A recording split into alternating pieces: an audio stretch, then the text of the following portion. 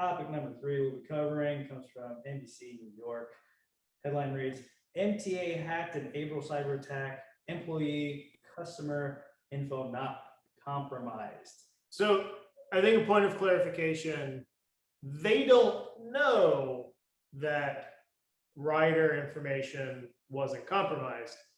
They are saying there's no evidence of compromise. That's very, very big difference there.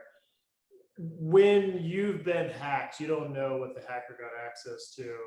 And so if they're already doing password resets, they know that some login information was exposed.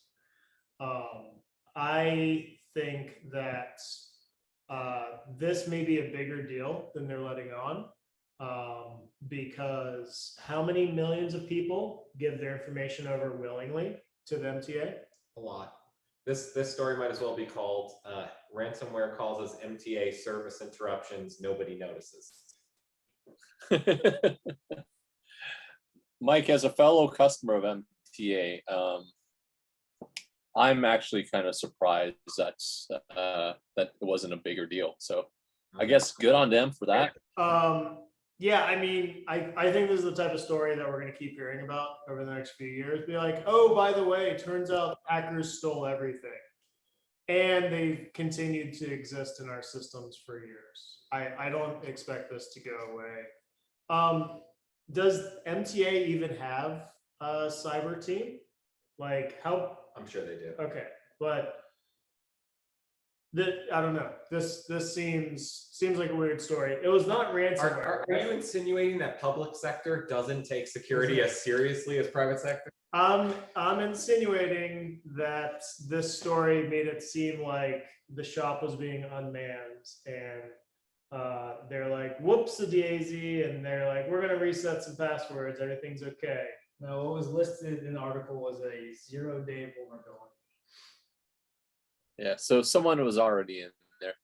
I don't know, maybe it was article spin. It did seem like, yes, the problem was that they weren't aware that someone was in there, but maybe it was article spin, but it did say that, I did get the sense that they reacted pretty quickly once they found out, but yeah, it sounds like they could have done more to prevent that from happening. It sounds like there were 3 proprietary homegrown MTA systems that were affected and infiltrated. So if you think about it, 3 systems infiltrated is a fair amount of systems. I mean, it's 3 systems here, so it's nothing to laugh at. I'm sure they had digital transformation plans for those systems set for 2024, so it's really not on them, is it? Right. Yeah. These are probably COBOL systems. So it's impressive that the hackers knew COBOL to get in there. No. Well, I would say, what are the odds of a hacker hacking something and not getting any information?